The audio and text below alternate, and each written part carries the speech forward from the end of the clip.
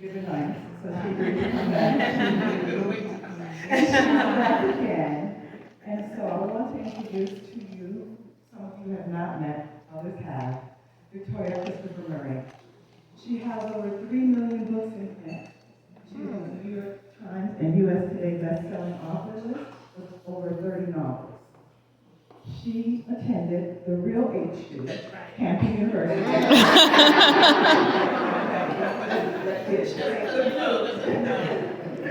She also attended New York University where she got her MBA in marketing.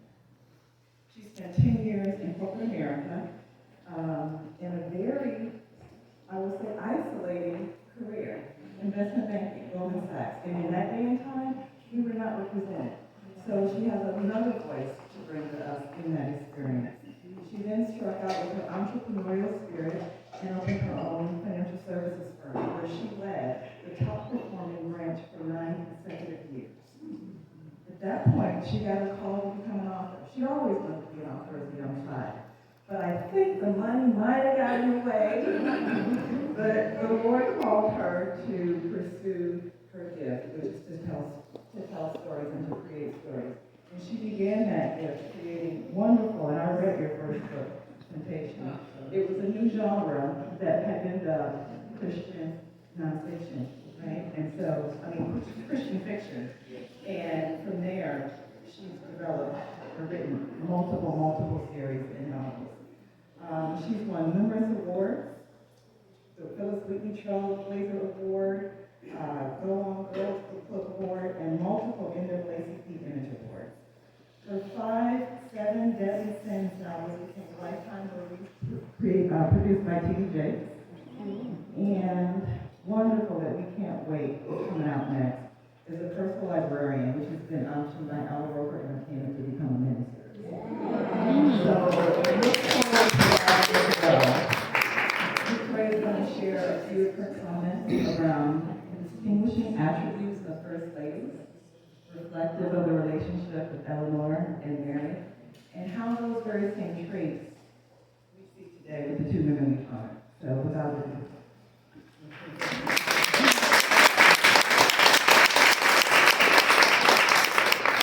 I don't need a mic. I'm from New York. So can everybody hear me? Yes. It would be ridiculous with the mic in the And I'm going to be very casual. I'm going to sit down a little bit because everybody else is so formal and everything. I'm like, ooh. So just a couple of housekeeping things. The reason that I have this thing here is because I'm a woman of a fantastic age. And sometimes it might feel like it's about 80 degrees to you, and it's about 27,860 degrees to me. And so just so you know, there are moments when I have to be fantastic. And so if that happens, ignore me. I will be cold right after that. So I just will put it here so you know. I am so happy to be back here. And you know, Soror Melody, when you started out reading it, then you just pushed it aside. You know me now. We hang out, so I love this. So thank you for that. And thank you, West Palm Beach, for having me back. Last year when I was here, it was about the same time of year. It was at the end of April, and we had that thunderstorm. Like I had never seen it rain like that. Like it felt like biblical. The way the rain was coming down, and I said, I know we're not going to have this event because we're outside. And 2 hours later, it was like sunny and warm. There was no sign of rain. Like if I hadn't taken a video, I would have thought I had made it up. Because I'm a fiction writer, that's what I do. I make stuff up.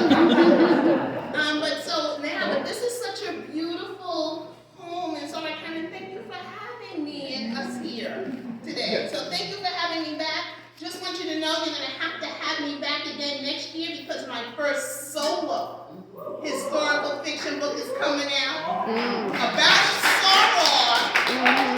So maybe one of y'all will want to ask me about it at the end. I'm just saying. Just giving you an idea of a question today. So let's talk a little bit about what I really love when I'm talking to people about my novels is I really like answering questions. That's my favorite part. but they always want me to say a few words ahead of time. So what I do want to talk about, though, because I think this book is so important, I am so proud of the First Lady. I love the personal librarian. But I'm so proud of the First Ladies because these were two women, like the two women we met today, who changed something, who stood for something. And Mary McLeod Bethune was our soror. She was our soror. In fact, when you're doing historical fiction research, you look for letters and things like that. And I have a letter where Mary McLeod Bethune was asking Eleanor Roosevelt to attend the Fifth National Convention to get the women ready for the war. I was like, girl, I want to know, did she go? Did she show? So I don't know. But one of the things I want to talk about today is that Mary McLeod Bethune left the last will and testament to the world. And we had thought a lot about putting it in the book, but we didn't. And so I hope everybody will go and look it up and Google it afterwards, because she said that she didn't have any worldly items to give, but she had something more valuable: her life experiences and her wisdom.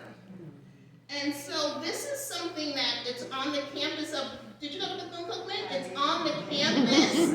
And so I sat there and I was like, and the only reason I know is they send me t-shirts and everything now. Because they like, I'm one of them now. It's on the campus there. You could Google it and read it. And I think it's just something very important for us to think about.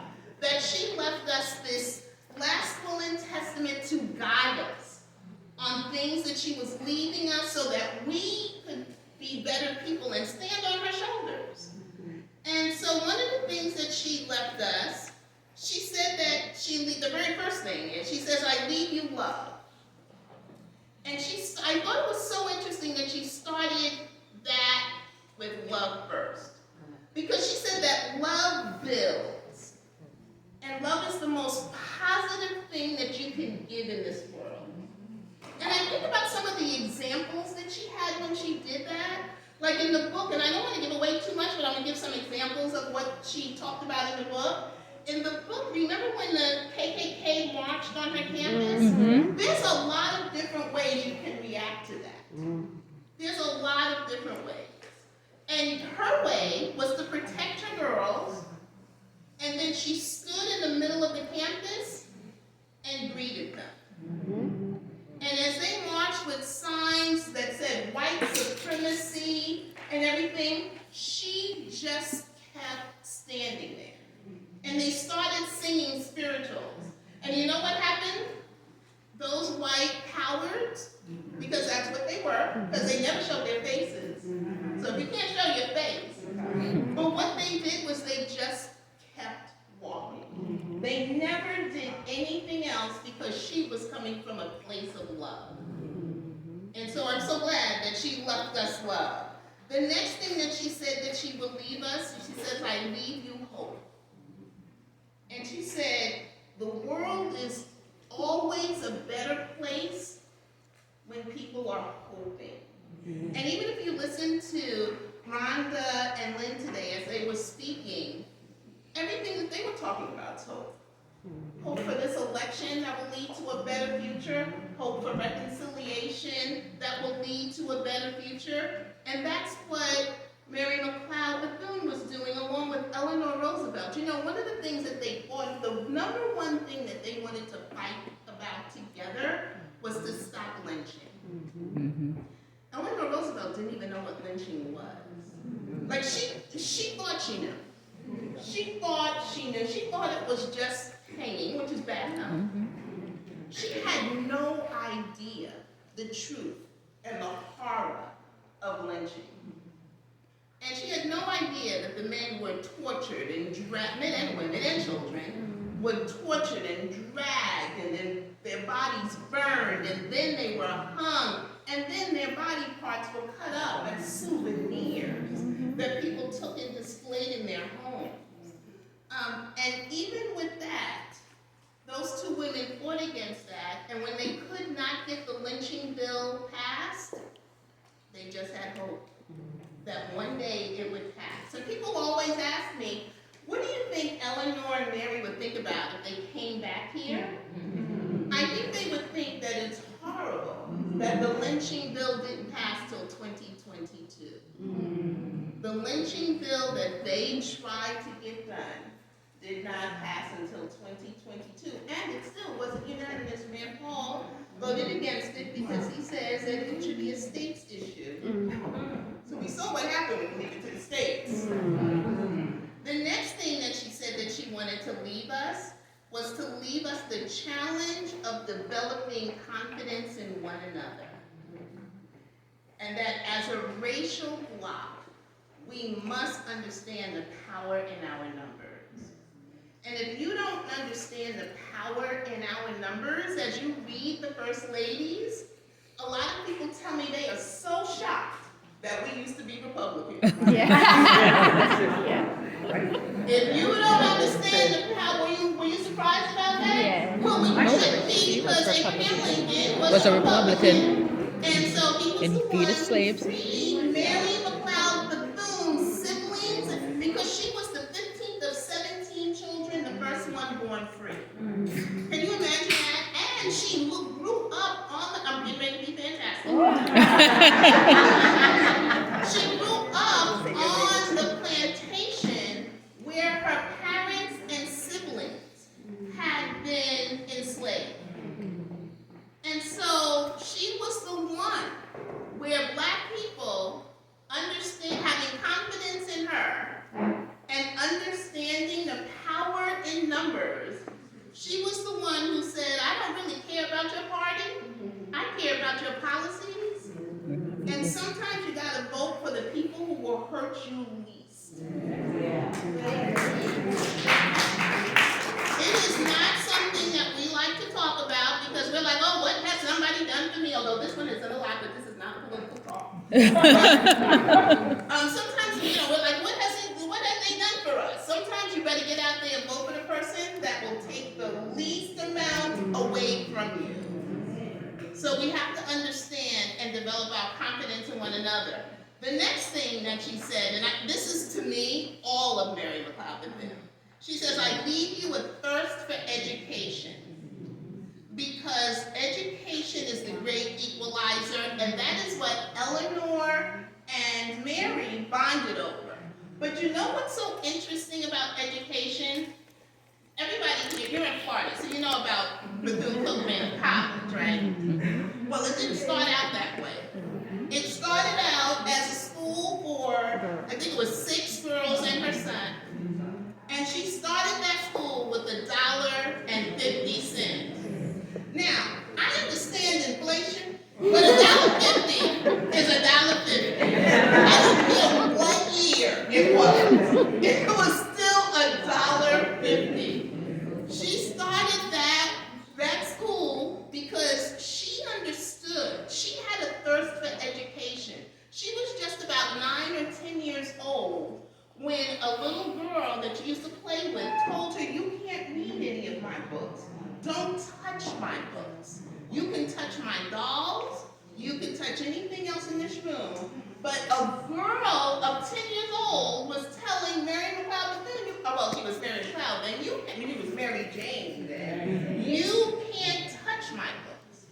And so Mary Jane was like, well, there must be something to this. If you don't want me to read, at 10 years old, she knew that. And she told her parents, I want to go to school. And her father said, school? What's the school thing you're talking about? We got to work this land so that we can eat. And she just persisted as a child and convinced them to allow her to go to school. Walking alone, 3 miles each way. She couldn't go all the time because her father wouldn't allow her to go all the time. She just couldn't. He needed her to work the land. But even with that little girl grew up to not only graduate from elementary school, middle school, and high school, but to have a college degree and an advanced degree. And I just can't imagine when there are people that say, well, I can't do this because of this reason, or I can't do that because of that reason. Look at Mary McLeod Bethune, who at 10 years old decided she was going to be educated. You can't have a are bonded over.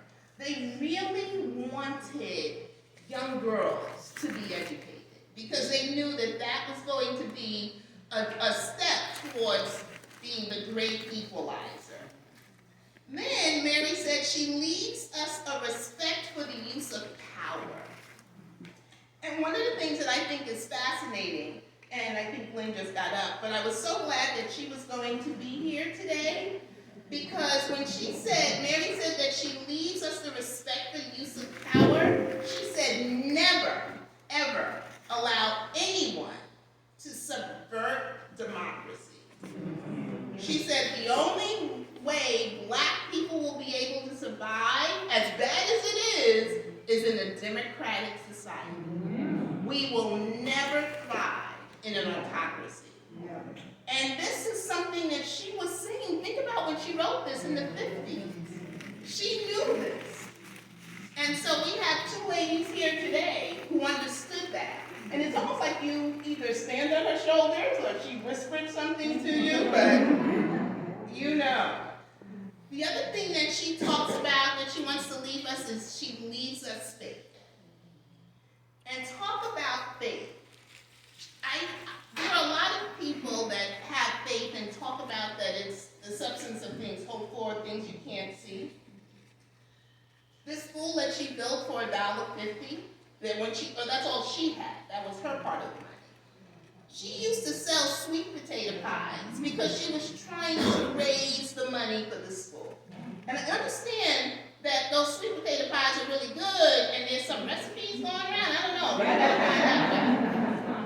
And so she used to sell these pies in front of the hotel that we were talking about, the Flagler Hotel up in Daytona Beach at that time. And James Gamble of Procter & Gamble used to come, and he said he just started buying pies just so he could talk to her. Because he said he had never met anybody who could have a conversation. He could have a conversation with where the sentence started talking about the Constitution, and by the end of the sentence, he was talking about jazz or some other kind of music. He was talking about music. And so he used to just go buy the pies, not because he could eat all of the pies that he was buying, but just go talk to her. And she told him about the school that she had. And this beautiful thing that she described to him, she told him where it was. She told him that he got in a buggy. He got in a buggy because she said, I got to see this school. It's so beautiful. And it's just so wonderful. So he paid to have the buggy driver drive him.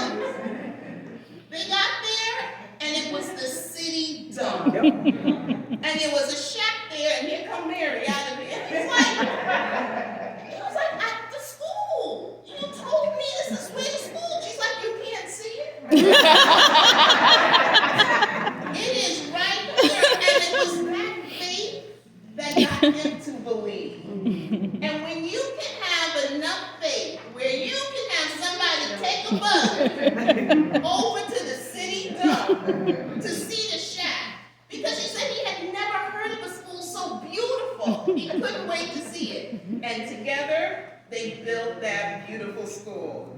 So that's the kind of faith I want. The next thing that she said that she wants to leave us is racial dignity. And maintaining our racial dignity all the time. And I think about that because I think her point was we represent each other. We represent all. And you can still get upset because remember when she was on the train and that dude was calling her auntie? Auntie. You know? And she didn't, so she just didn't answer. Because like if you call me Colette, I'm not going to answer. I'm going through my mind and none of my sisters have kids. She's like, no, you haven't done one because I can't figure out which one of my sisters' kids. That's all true. All that really happened. And so people ask me often how much of my book is fiction and how much is historical. You can't even make that stuff up. So if you see a really good part in my books, just know that's That's I'm not so good. But even how she handled that, to me, there's lots of ways you can handle it. Because depending on the day, I probably would have had a different response. But her response took in her racial dignity and the fact that she understood that she was representing the race. And whether we like it or not, that's a fact. Whether we like it or not. Then she says she leaves us the desire to live harmoniously with our fellow man. She said, understand that the problem of color is not in this country alone. It is worldwide. So there are times when we blame America for a lot of things that started a long time ago, before this country was even created.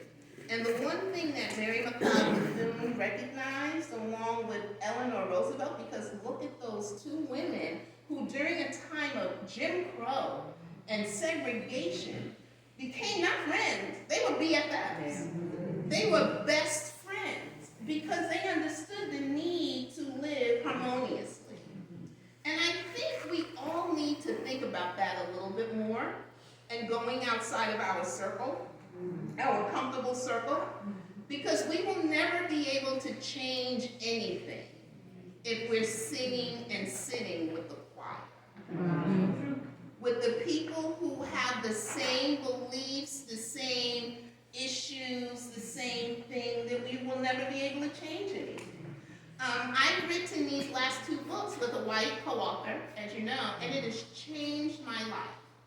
Because when I talk about race with my girlfriends, we don't talk about race. Like if I tell you, girl, let me tell you what they did in the store to me today. She would say, well, that's what they did to me in the store yesterday.